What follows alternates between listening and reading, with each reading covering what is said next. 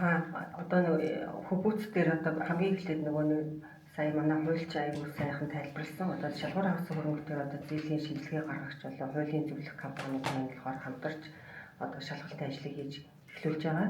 За тэгэхээр энэ хамгийн ихний шат дээр одоо ерөнхийдөө бол бид нэр ингээд зээлийн шинжилгээ хийх тухайн багц нь одоо шалгуур авсан хөрөнгүүд мөн үгүй юу гэдэг дээр нь дүгнэлтэх зорилготой ихний ажлыг бол эхлүүлж байгаа.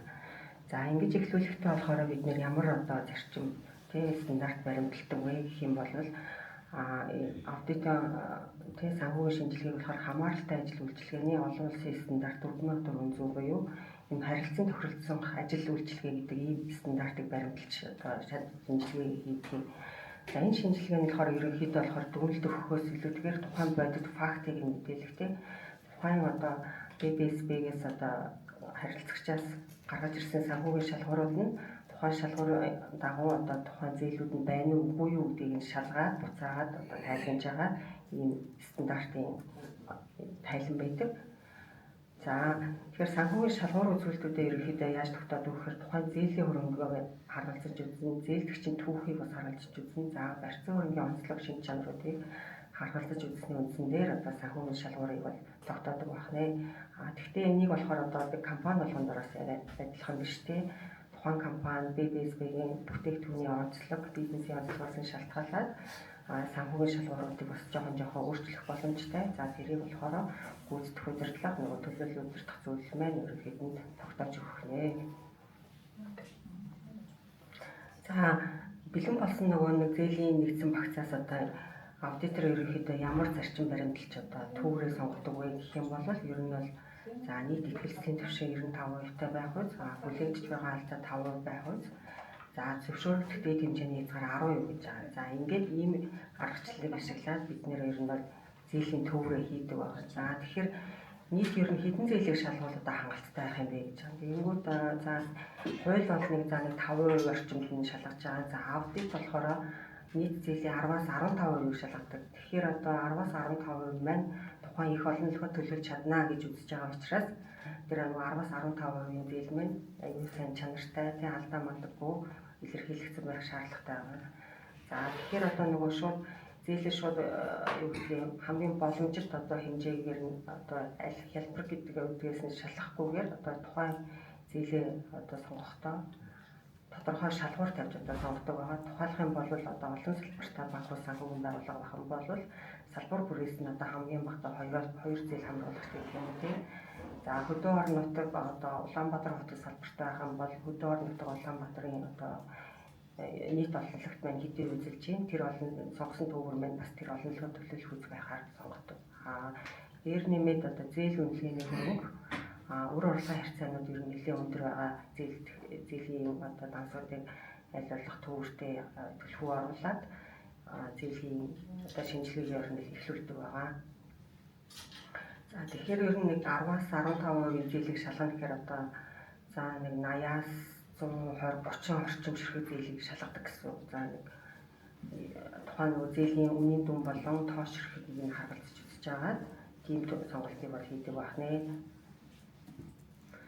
За энэ болохоор яг санхүүгийн нөгөө шалгуур үзүүлэлтүүд нэг юм 10 шалгуур ингээд тавьсан байгаа. За энэ нь болохоор яг нэг юм нийтлэг байгаа шалгууруудаа энэ дээрээсээ одоо тухайн банк санхүүгийн байгууллага маань одоо өөртөө тохирохгүй байгаа шалгууруудаа бас өөрчлөлт тэгээд устгах нэмэхтэй чөлөөтэй байгаа. Гол нь энэ шалгуур үзүүлэлтийн дагуу нөгөө аудитор тохирсон гормуудыг нь хийж гүйцэтгээд дүгнэлтээ өгөх учраас энэ шалгуурыг бол бас харилцан тохирлоод бас ярилцах боломжтой гэсэн. За тэгээд ер нь бол яг нөгөө нийтлэг одоо ажиглагдсан асуудлууд нь ямар хөө байдг вэ гэхээр за ер нь бол хамгийн ихний шалгуур болохоор за Монгол төгрөгөөр олгогдсон байх ёстой. За тэгээд тухайн зээл нь болохоор эргэн төлөлтийн хуваарьтай, эргэн төлөлтийн хуваарийнхаа дагуу төлөгдөж бүрэн дууссан байх нөхцөлтэй гэж байгаа. За тэгэнгүүт зарим одоо компаниуд маань болохоор эргэн төлөлтийн хуваарийг нэг үзэхээр нэг өөр хуваарьтай, зээлийн нөө тасалбар болгож байгаа дүнгээрх үлдэгдэл маань ингээд бас нэг өөр дүнтэй ингээд зээл одоо зээлийн дүн эргэн төлөлтийн хуваарийн дүн хоёр маань хоорондоо нэг матч хийдгүү те бас нэг тийм асуудал үүдэг. Энд юун дээрээс оруулаад байгаа даа Finex дээр.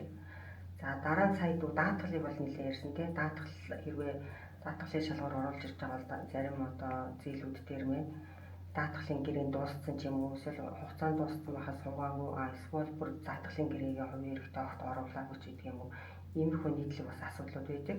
Тэгэхээр одоо энийг цааш яаж сайжруулах вэ гэхээр ер нь бол даатгалын гэрээгээ одоо тухай бүрт нь одоо сугсан хэсгийг шалгаж явах тий хувийн эргийн иж бүрдлийг одоо цаг тухайд нь бас шалгаж авах шаардлагатай гэсэн нөгөө бүрдүүлж байгаа багц дээрээ. За дараа нь болохоор тасалбар болгосон өдөр өрөх тасалбар болгосон өдөр өрөх юм уу эсвэл зээл олгосон өдөр өрөх зээл нь хэвийн төлөлттэй байх гэж байгаа. За тэгэхээр энэ дээр нөгөө нэг юу яхаар шалгахаар зээлийн мэдээллийн сангийн лавлгааг одоо аудитор авч шалгадаг байхгүй. Тэгэнгүүт зээлийн мэдээллийн сангийн лавлгаан дээр муу зээлтэй ч юм уу хэвийн бус зээлтэй зээлдэгч байх юм бол одоо энэ горимын дагуу одоо тухайн зээлдэгчийг энэ багцад оруулах боломжгүй болчихж байгаа гэсэн. За тэгэхээр энэ зэмсийн лавлгаагаа одоо нөгөө нэг багц бүрдүүлж байгаа зээлдэгч нарт маань болохоор зэмсийн лавлгаа маань цэвэр байна уу тий бүгдээрээ хэвийн төлөлтөй хугацаа хэтрэлтгүй тийм зээлдэгч байна уу гэдгийг бас шалгаж одоо багцаа бүрдүүлэх шаардлагатай гэсэн. За дараа нь болохоор ер нь бол нөгөө анх банк бус санхүүгийн байгууллага буюу одоо анхны үүрэг гүйцэтгэгч маань одоо ямар дүрм журам баримтлаад зээлээ олгодгийг тий юунуудтай зээлдэгч нартай тухайн тэр зээлийн бүртгэлийн хувийн эрийг одоо материал энэ төр нь болохоор яг юутайгаа дүрм журамтайгаа нийцсэн байх хэрэгтэй. Материал нь одоо тэгээд дүрм журам дээр одоо ийм баримтууд бүрдүүлэх хэрэгтэй гэчингүүд хувийн эргээ очиж үзэнгүүт дутуу байдаг тий одоо бүрэн шавсаргаагүй зарим нь онлайнаар зарим нь цаасаар ч юм уу тий. Тэгэхээр зээлийн хувийн эргийн иж бүрдлийн хангалт гэдэг юм бас нэлээд дутуу байгаагаас үүдээд одоо нөгөө юу яадаг гэсэн. Зээлийн шинжилгээний хугацаа маань бас удаашрдаг гэсэн. За тэгэхээр одоо нөгөө зээлийн хувийн эргийн иж бүрдэл үнэн зөв тий иж бүрэн байгаа мó бүгдээрээ яг оригинал тийм баримтууд байна уу гэдгийг нь бол нэг бүрчлэн шалгаад тэр бүрдлээ эрүүлчих юм бол одоо хийхний цаг завыг хамаагүй хэмсэн ордон шуурхай тийм шинжилгээний ажлууд бас хийх боломжтой гэсэн. За ер нь хамгийн их нөгөө шалгуур хангахгүй байдаг хоёр point гэдэг байхгүй. Нэг нь болохоор тэр өөр орлогын харьцаа хангахгүй байгаа зээлдэгч нар, нөгөөх нь зээл үнэлгээний харьцаа хангахгүй байгаа зээлдэгч нар гэдэг. Тэгэхээр энэ нөгөө зээл үнэлгээний харьцаа бол өөр орлогын харьцаа ч угаасаа хорооноос тогтоосон шалгуур өгöd байгаа шүү дээ тийм ээ 60%. За нэг тодорхой хугацаатай зарим нь 70%-тай. Зээл үнэлгээний өргөд бас тодорхой интервалтай тийм тэдээс тэдний хооронд болгосон зээл ахын бол 80%, 70%, 60% гэдэг юм уу тийм. Тэгэхээр энэ хувьдаа хүрэхгүй ингээ унж байгаа тохиолдол бас байдаг. За тэр тохиолдолд бол ер нь бол нэг бол тэр тухайн зээлдэгчийн материалыг тэр багцаас хасах, оройд нь шинэ зээл оруулах, эсвэл аудитор дахиад одоо нэмэлт төгөөр сонгож аваад нэмэлт горим гүйцэтгэх гэсэн ийм сонголтууд гарч ирдэг.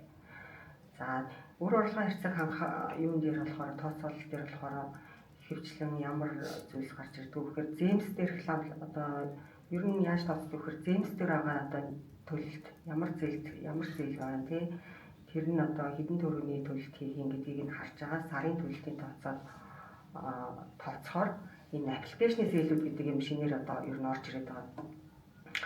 Нөгөө банк санхүүгийн байгууллага маань ахын зээлийг нь оруулаагүй өөр орлогын харьцаагаа хангуулад ингээд багцаа бүрдүүлсэн байдаг. Тэгэнгүүт нөгөө нэг хувь хүн маань зээлдэгч маань их бол аппликейшны зээлтэй тий. Тэгэнгүүт тэр аппликейшны зээл нь одоо оруулангууд өөр орлогын харьцаа доош унждаг. Нэг тийм асуудлууд байдаг. Нөгөөх нь болохоор орлого. За тэр орлогын дараагийнх дээр зээл үнэлгээний хөрөнгөтэй болохоор барьцаа хөрөнгө одоо урьдчилан авалгүйгээр шууд багцаа бүрдүүлсэн тий. Тэгэнгүүт эн чинь хамгийн одоо ихтэй 80%-аас ихтэхгүй гэхээр доор хаяж нэг 20% урьдчилан ч юм уу бүрдүүлсэн байж ич одоо зээл үнэлгээний хөрөнгийг хангах боломжтой болж байгаа гэсэн. Эсвэл бол тухайн хөрөнгө нь нэмэлт барьцаа хөрөнгөтэй байх шаардлагатай. Тэгэхээр энэ хоёр юун дээр очиод бас нэлийн зарим нэг зээлдэгч нар тэр бас зээл үнэлгээний хөрөнгө хангаагүй тохиолдлууд бас гардаг байгаа.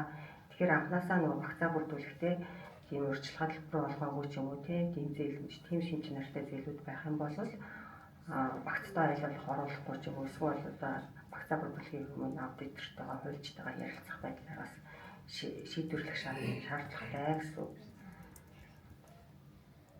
За дараа нь болохоор энэ нь болохоор автомашины хэд үүсэл юм байна. Автомашины хэд үүсэл очингууд ашиглах хугацаа болон ашигласан хугацааны талаарх одоо анхны үүрэг гүйцэтгэгчийн тогтоосон шалгуурыг хангасан байх гэж байгаа. За тэгэнгүүт одоо тухайн банк ус санхүүгийн байгууллага маань хэдэн оноос одоо өмнө орж ирсэн машин зээл болохгүй гэдэг өөрөөсөө журмалсан байтал тэр журмаас одоо зөрчөөд одоо бүр одоо эртний үед орж ирсэн зээл машин зээл болгосон байдаг ч юм уу тийм юм ялгаатай шийдвэрлэсэн асуудлууд бас гарч ирдэг. За тэгэх юм бол тэр ялгаатай шийдвэрлэсэн асуудал бас бүр тэр тохирох тушаал шийдвэр тэрийгээ бас аудитортай өгөх юм бол одоо нөгөө энэ алдаа гарах магадлал бас багаснаа гэсэн үг. За хамгийн сүүлд болохоор ер нь бол энэ орлого нотлох баримт гэж байгаа. За орлого нотлох баримт болохоор энэ анхны үүрэг гүйцэтгэгч нь одоо дотооддоо мөрдөх шалгуур үзүүлэлтэнд хангасан байх гэдэг журам байна. За тэгэнгүүт одоо зарим компаниуд болохоор хамгийн багадаа 6 сар одоо 6 сарын орлогоор баталгаажсан байх хэвээр, зарим нь 12 сараар баталгаажсан байх хэвээр, хамтран зээлдэгчтэй байх хэвээр гэдэг ингээд янз янзын журмууд байгаа байхгүй. Тэгэнгүүт яг нэг орлого нотлох баримт дээр очиод үзэх гэхээр за нийгмийн даатгалын нэг хуулга буюу юугаар тайлангаар баталгаажсан энэ орлогыг бол окей тооцоход бол амархан байна. Гол нь энэ дансны хуулгаар буюу банк тухайн хувь хүний зээлдэгчийн банкны хуулгыг ингээд шүүгээд нэг бүрчлэн ингээд үзэхээр нөгөө анхны үүрэг гүйцэтгэгчийн орлого нотлох одоо юундаа хүртүү. Тэгээд 6 сарын орлоготой байх ёстой гэж чингүүд 6 сарын баримт тасралтгүй 6 сард ингээд тасралтгүй орлого орж ирж үзэл авах юм гээд ингээд үзэхээр нөгөө орлого нотлох баримт маань бүрхээ ээждэг. Эсвэл хамтран зээлдэгчтэй байх юм бол хамтран зээлдэгч нь бас давхар зээлтэй тий. Тэнгүүд төр давхар зээлдэгчийн хамтран зээлдэгчийн давхар зээлийг оруулж тооцох юм уу яах юм бэ гэдгээ өөр орлогын харьцаа тооцоход бас нэлээд анхаарал хандуулах шаардлагатай зүйлс үүдэг. Тэгэхээр тэрийг та бүхэн бас ингээ хувийн эргээ бүрдүүлэх тий.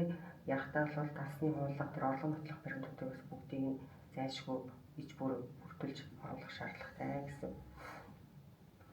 За санхүүгийн шинжилгээ бол ерөнхийдөө ингээд нэг ийм 10 даа нэг хамгийн ихтэй 10 за нэг багадаа нэг 6-7 ширхэг шинжилгээ шалгуурыг үзээд ерөнхийдөө бол ингээд дүнэлтээ өгөөд дуусдаг байгаа. Тэгээд хамгийн багадаа нэг санхүүгийн шинжилгээ хамгийн хурднаараа хийлгэхэд нэг 21 хоногтой. За тэгээд нөгөө BBS-ээс материал хэр урт удаан өгж байгаагаас шалтгаалаад тэгээд тэрнээс цаашаа урт болсон гэж ажиллах тохиолдол бас байдаг.